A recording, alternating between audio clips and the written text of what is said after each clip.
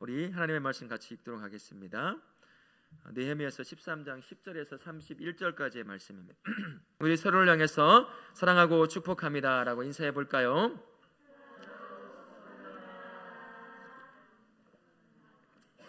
멍하니 있네요. 두 아들은 누구 아들인지 참 대단해요. 멍하니 있어요. 누구 아들인지 모르겠어요. 이제 느헤미야가 마무리 짓는 순간입니다. 패망한 조국을 뒤로하고 슬픔 가운데 있던 느헤미야에게 하나님께서 그에게 큰 사명 두 가지를 주셨죠. 하나는 성벽을 재건하는 일이었습니다. 또 하나는 이스라엘 백성들을, 뒤섞여 있는 이스라엘 백성들을 성별화해서 이스라엘의 민족의 정체성을 다시 회복시키는 일을 그에게 맡겼습니다. 참 많은 일들이 느헤미야와 함께 이 일에 동참했던 유대 사람들에게 일어나게 되었죠. 하지만 하나님의 특별한 은혜 가운데 이 역사가 다 마무리되어 갑니다. 자신의 사명을 완수하고 난 뒤에 느헤미야가 오늘 말씀해 보면 세 번에 걸쳐서 하나님 앞에 간절히 간구하고 있는 것을 볼 수 있습니다. 오늘 본문이 이제 하나님 앞에 자신의 인생, 그 험난했던 인생, 그 슬픔을 끌어안고 하나님 앞에 기도하며 하나님의 주신 그 사명을 붙잡고 머나먼 땅에서 그 어렵게 온 자신의 조국 앞에서 무너졌던 성벽과 다 정체성이 희박해졌던 다시 민족들을 회복시키는 그 일들을 통해서 삶이 묻어나 있는 그러한 간구를 하나님 앞에 드리는 것이 오늘 우리가 읽었던 그 말씀입니다. 간단하게 하나님 말씀을 요약해 보면요, 바사에서 1년 동안의 삶을 지내고 이제 다시 조국으로 돌아왔지만 다시 그 땅에, 이 조국의 땅에 옛날처럼 돌아가 버린 것을 발견하고 다시 성별하는 일을 개혁을 하게 되죠. 그래서 다시 한번 옛날 모습으로 회복시켜 가게 되는 그런 부분이 나옵니다. 특히나 오늘 읽었던 부분은 어렵게 세운 레위인들이 전부 다 도망가 버렸어. 그 이유는 뭐냐면요, 먹고 살 것이 없는 거예요. 그들에게는 주어진 땅이 없어요. 예배를 드리러 제사를 드리러 오는 사람들이 냈던 그 제물의 일부를 먹는 것뿐인데 이 사람들이 전부 다 주질 않는 거예요. 오질 않는 겁니다. 그래서 먹고 살 문제가 생기니까 제사장의 직분을 전부 다 뒤로 하고 다 살 길을 다 떠나버린 거예요. 그 1년 사이에 이런 일이 발생하게 된 겁니다. 그래서 느헤미야가 다시 한번 이게 어찌된 일인지를 보고 다시 레위 사람들 다 모아서 그 제사 일을 하게 하고 또한 제사를 드릴 수 있도록 그렇게 개혁을 다시 시킵니다. 또한 우리가 보았던 것처럼 15절부터 보게 되면 안식일에 관한 문제였어요. 우리가 이전에 율법을 통해 읽을 때 그들이 막 가슴을 치며 회개하며 나갔던 부분이 뭐가 있냐면 하나님이 주시는 이 안식일을 어긴 일에 대한 그 회개함 때문에 나간 것이 있었습니다. 근데 다시 이제는 막 똑같이 돌아간 거예요. 막 물건을 팔고 안식일에도 일을 하고 막 이런 일이 이제 생기게 되는 것이죠. 그래서 명해서 다시는 안식일을 범하지 못하게 할 뿐만 아니라 레위인들을 성별이 특별히 붙여서 성문 앞에 지키게 했습니다. 그래서 안식일에는 절대로 밖으로 나가거나 들어오지 못하게 해서 장사를 못하게 해서 안식일을 지킬 수 있도록 그렇게 합니다. 또 한 가지로는 이전에도 말했지만 절대로 함께하면 안 되는 족속 둘이 있었어요. 누구와 누구였습니까? 암몬과 모압의 족속이었습니다. 대놓고 이야기를 했어요. 절대로 이들과는 결혼하면 안 된다, 접촉하면 안 된다라고 했지만 그 1년 사이에 암몬과 아스돗뿐만 아니라 아스돗, 암몬, 모압의 여인들을 데리고 와서 아내로 삼아 결혼한 상태가 돼버린 거예요. 1년 사이에 참 많은 일도 했어요. 마치 기다렸다는 듯이 이렇게 범죄함으로 나가게 되는 것이죠. 그러니까 영적으로 민감성을 가지고 이 거룩함을 유지하지 않으면 언제든 넘어진다는 것을 우리가 그들을 통해서 볼 수 있습니다. 다 쫓아내버렸어요. 돌아보느라 죽이지 않은 것만 다행으로 여기고 다 보내게 되는 것이죠. 그리고 우리의 영원한 악역, 사라진 것 같은 그 사람, 도비아는 쫓겨났는데 어딘가 숨어있던 한 사람이 있었죠. 누구였습니까? 산발랏이 또 이게 사람과의 관계, 인척의 이득을 노리고 있었습니다. 대사장이었던 엘리야십의 손자 요야다의 아들 하나가 산발랏의 사위가 되어버렸어요. 참 웃긴 일인 거죠. 느헤미야 한 사람이 잠깐의 일을 비우자 그 안에 이런 일이 막 쏟아져 나온 거예요. 순식간에. 우리의 영혼도 그렇거든요. 우리의 마음도 그래요. 우리가 영적으로 계속 민감함을 유지하지 않으면 수시로 우리 안에 사단이 계속해서 죄를 자극합니다. 이 안에 여전히 죄가 있고 바깥에 여전히 죄가 있기 때문이에요. 그래서 그 산발렛의 사위를 쫓아내버립니다. 그리고 제사장과 레위 사람 다시 정결케 해서 세우는 것, 그렇게 해서 느헤미야서가 13장까지 해서 싹 마무리됩니다. 자, 마무리하면서 느헤미야가 3번을 걸쳐서 간구를 해요.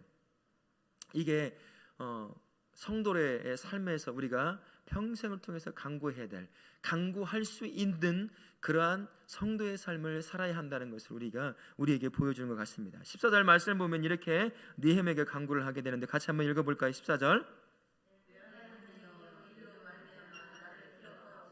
내 하나님의 전과 그 모든 직무를 위하여 내가 행한 선한 일을 도말하지 마옵소서. 느헤미야가 하나님 앞에 이렇게 간구하잖아요. 내가 행했던 선한 일들을 다른 말로 표현해보면 충실히 감당했던 그 일들, 성벽을 세우는 일들, 그리고 이스라엘 백성들을 성별시키는 일들, 죄악에서 멀어지게 하는 일들, 그렇게 성실하게 내가 그 일을 감당했으니 도말하지 마십시오. 이 도말이라는 말이 뭘까요? 도말이라는 말을 보니까 너무나 잘 맞는 말이 있어요. 우리 먹고 입 싹 닦는단 말이 있죠. 마치 안 했던 것처럼, 네가 언제 나에게 줬냐는 것처럼 먹고 입을 싹 닦고 아무도 안 먹은 것처럼 하지 말라는 표현이에요. 하나님, 내가 하나님 앞에 신실하고 충실하게 주의 일을 감당했습니다. 그런데 마치 안 먹은 것처럼 그렇게 하지 마십시오. 잊지 말라는 거예요. 그렇게 나를 기억해 달라는 것이죠. 그 일을 지금 하고 있는 것입니다. 그러면서 우리가 방금 얘기했던 그 선한 일을 히브리 단어로 보게 되면요, 어디서 나왔냐면 헤세드라고 하는 영원한 하나님의 사랑, 그 사랑을 표현해서 했어요. 자기가 맡겨진 그 사명 있잖아요. 2가지 사명, 성벽을 재건하는 일과 이스라엘 백성들을 성별시키는 그 일들을 마치 전능하신 하나님이 영원히 변하지 않는 사랑으로 나를 돌보는 것처럼 나에게 맡겨진 그 일을 그렇게 행했다는 거예요. 성도의 삶을 그렇게 살아갔으니 하나님, 나의 인생을 그냥 입 싹 닦지 마십시오. 기억해 주세요. 기억해 주세요. 하나님이 기억하지 않으면 누가 이 인생을 기억할 수 있겠습니까? 라고 그렇게 호소하고 간구하는 것이 바로 14절의 간구의 말씀입니다. 이 말씀을 통해서 우리에게 주시는 것이 있는데, 느헤미야가 하나님의 전의 사역과 또한 여러 가지 직무를 함께 감당했던 것은 우리에게 주신 성도의 삶이라 할 수 있을 거예요. 실제적인 삶의 모습, 부르심의 삶의 현장에서의 삶이라 할 수 있을 것입니다. 느헤미야가 그랬던 것처럼 마치 하나님이 변함없이 자신의 자녀들을 사랑하는 것처럼 맡겨진 부름받은 그 삶의 그 현장에서 성도의 삶을 충실하게 흔들림 없이 살아내야 할 것을 우리에게 가르쳐주고 있는 말이라 할 수 있을 것입니다. 우리가 살아가는 삶, 언젠가 제가 한번 말씀드린 것 같아요. 우리가 사는 성도의 삶은 이 땅의 삶에서만 끝나는 게 아니에요. 우리의 삶은 어디와 맞닿아 있다고 얘기했습니까? 우리가 영원히 거하게 될 천국과 맞닿아 있는 것이에요. 우리가 지금 이 땅에서 성도의 삶을 살아가는 것은 천국의 삶을 연습하는 것이고 경험하는 삶이 바로 우리가 살아가는 성도의 삶이라 할 수 있습니다. 그러니까 함부로 살 수 없어요. 대충 살 수 없는 거예요. 나는 어떻게 살지 모르겠다. 왜 우리가 성령 하나님의 능력을 구하고 지혜를 구해야 하냐면 이 성도의 삶, 천국과 맞닿아 있는 이 삶을 살기 위함이라는 것입니다. 그래서 우리는 하나님이 주신 이 귀한 삶, 성도의 삶을 충실히 감당할 수 있기 위해서 항상 성령 하나님의 능력을 구해야 하고, 또한 내가 살아가는 것은 이 땅의 삶으로 끝나는 것이 아니라 천국을 살아가고 있는 것이구나, 천국에서 살아가는 그 삶을 연습하고 있는 것이구나 라는 것을 기억하시고 최선을 다해서, 열정을 다해서 느헤미야가 그에게 맡겨진 사역을 마치 하나님의 헤세드를 경험하는 것처럼, 그렇게 감당했던 것처럼 충실히 그 사역을 감당하는 것, 그 삶을 살아가야 한다는 것을 꼭 명심하실 수 있기를 바랍니다. 이렇게 하나님이 자신이 주신 삶을 살아갈 때 하나님이 이렇게 말씀하십니다. 마태복음 25장 21절에 보면 이렇게 칭찬하시는 장면이 나와요. 착하고 충성된 종아, 내가 적은 일에 충성하였음에 내가 많은 것을 내게 맡기리니 내 주인의 즐거움에 참여할지어다. 우리에게 주신 것, 내가 충실히 감당해야 할 것은 다른 것이 아니라 하나님이 세우신 나의 삶이 있잖아요. 성도의 삶, 가정에서, 직장에서, 여러 사회적 관계 가운데서 세우신 그 삶을 충실히 살아가는 것, 내가 예배 드리는 것처럼, 내가 봉사하는 것처럼 내가 세워진 삶의 그 현장에서 그렇게 충실히 살아갈 때 그 삶에 대해서 하나님은 모른 척하지 않으신다고 말씀하시는 거예요.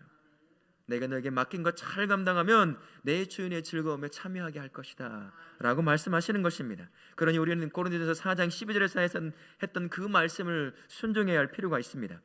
고린도전서 4장 12절 이렇게 말씀하십니다.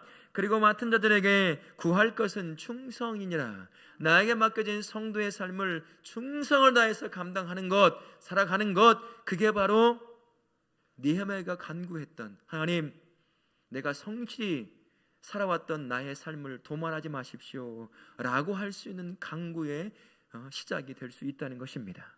그러니 우리 사랑하는 성도님, 하나님이 부르신 삶의 그 현장에 충실히, 그 삶의 현장에서 충실히 그 삶을 살아내심으로 말미암아 하나님, 내 인생을 도말하지 마시고 내 인생을 모른 척 마시고 기억해 주십시오 라고 그렇게 마지막에 매 순간 고백할 수 있는 그런 복된 인생 사실 수 있기를 바랍니다. 아멘. 그리고 22절 두 번째 간구는 이렇게 합니다. 같이 한번 읽어보겠습니다. 22절 시작.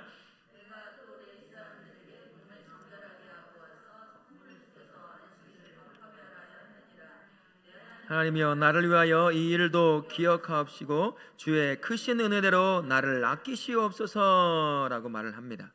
제가 22절 같이 읽겠습니다 하고 하면 읽어주셔야 제가 물을 마실 수 있어요. 그게 제가 물 마실 타이밍에 목이 계속 맞춰가지고 지금 크게 읽어주셔야 돼요. 그래야 제가 민망하지가 않습니다. 22절 이렇게 간구합니다. 레위 사람을 세운 것에 대해서 하나님 기억하시고 크신 은혜로 나를 아껴달라라고 말합니다. 여기서 크신 은혜는 뭐냐면 똑같이 헤세드라는 단어를 갖고 있어요. 영원한 사랑, 그 사랑으로 내가 하나님의 일에 충실히 감당했던 나의 인생을 아끼시옵소서. 아끼시옵소서는 다른 말로 해보면 이 보다라고 하는 기본적인 의미가 담겨 있어요. 내가 하나님 앞에 충실히 살아왔던 그 사랑을 하나님이 가지고 계신 그 영원한 사랑으로 바라봐 주십시오.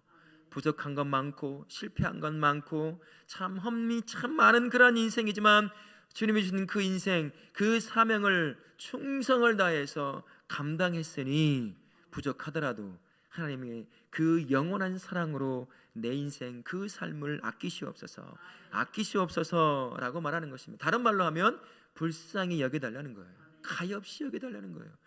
누가 하나님 앞에 나를 불쌍히 여겨달라고 말할 수 있겠습니까? 하나님 앞에 아무도 없어요.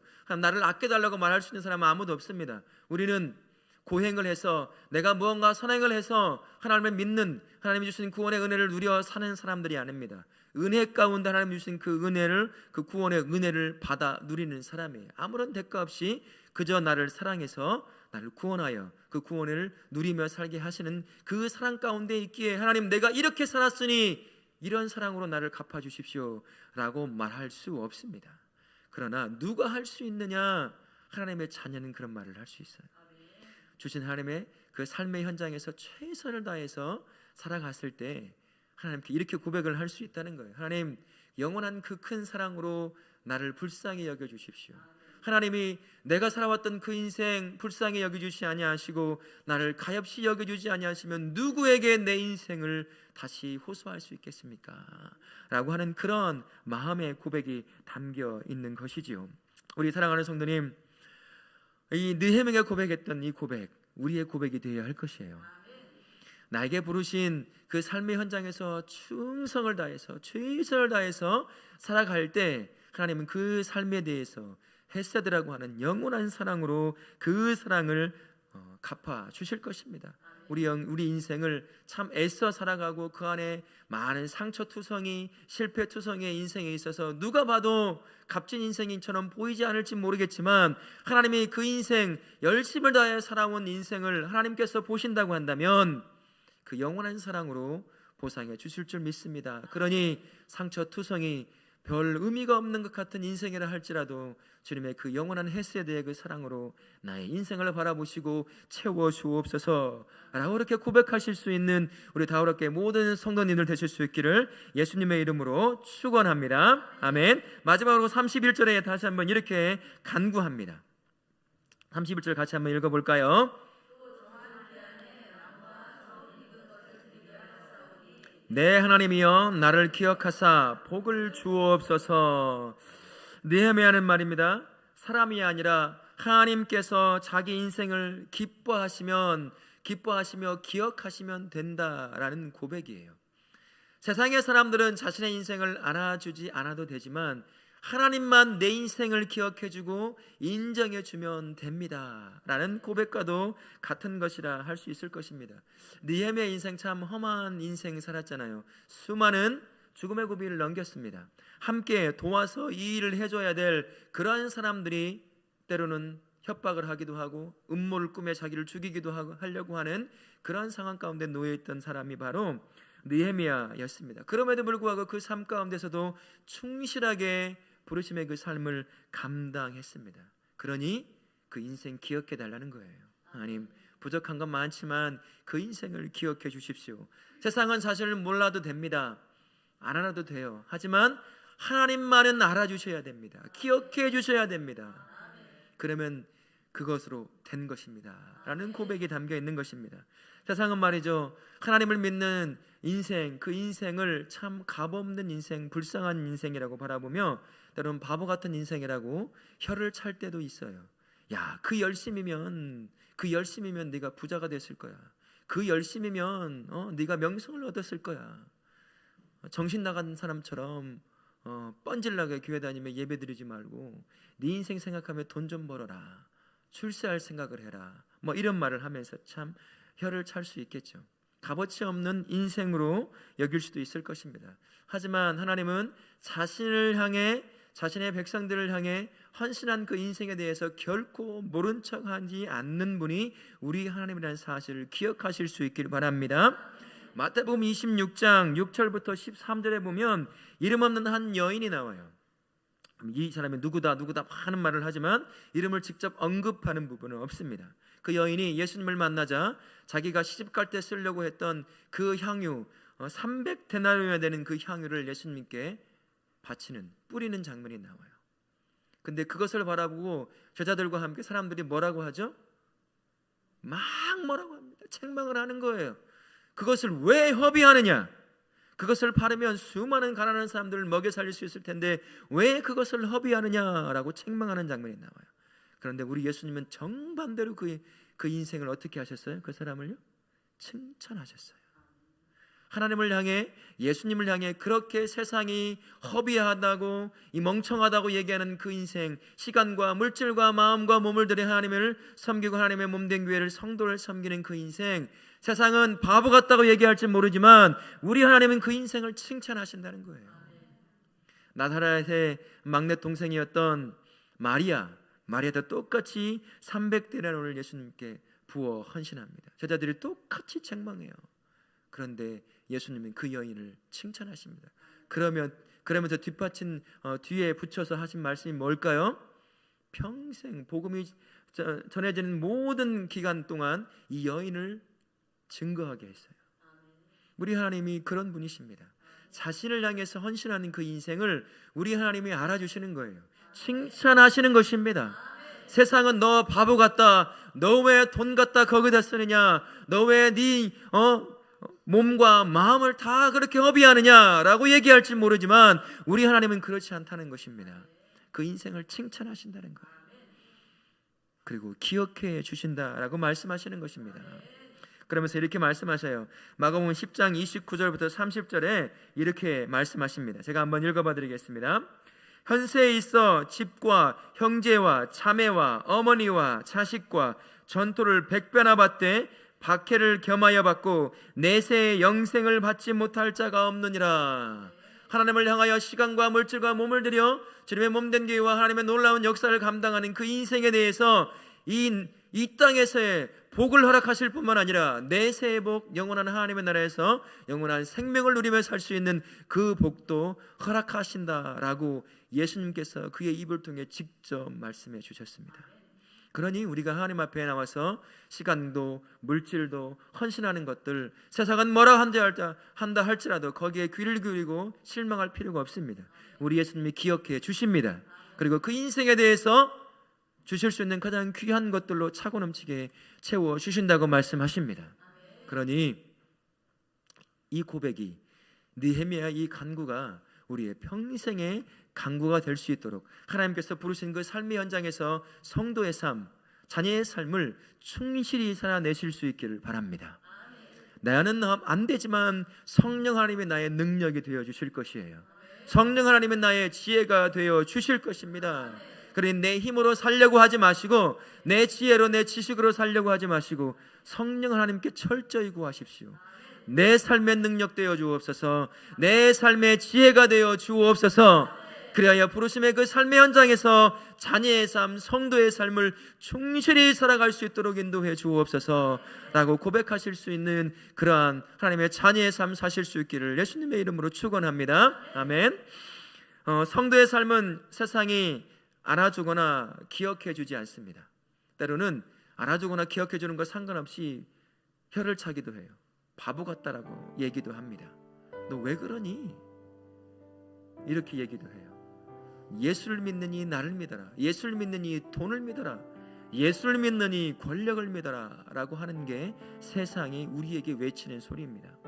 그 소리에 귀를 기르고 살다 보면 정말 그런 것 같은 때가 우리에게 다가와요. 돈 없을 때, 남들에게 없는 것 때문에, 못 배운 것 때문에, 가진 것 없는 것 때문에, 낮은 지위 때문에 서러움을 당할 때 그 소리에 귀를 기울이기 시작하면 세상의 소리가 맞는 것처럼 들려올 때가 있어요.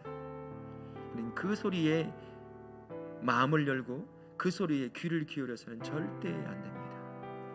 세상이 아무리 우리 인생을 알아주지 않는다고 하고 바보 같다고 얘기한다 할지라도 살아계신 그 하나님이 저와 우리의 인생을 기억하신다고 말씀하십니다.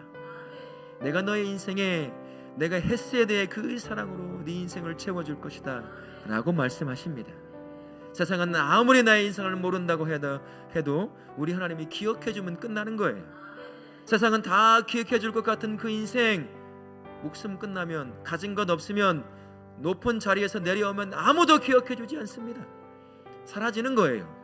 그러나 세상은 우리의 인생을 기억하지 못한다 할지라도 하나님이 우리의 인생을, 우리의 삶을 기억하고 계시다고 한다면 우리 인생은 영원한 가치를 갖는 인생이 되는 것입니다. 그러니 하나님이 부르신 그 삶의 현장에서 자녀의 삶을, 성도의 삶을 살며 느헤미야가 간구했던 그 간구를 마음껏 간구할 수 있어야 할 것이에요. 충실히 산 그 삶 가운데 우리가 간구할 때 우리 하나님은 그 인생을 채워 주실 줄 믿습니다.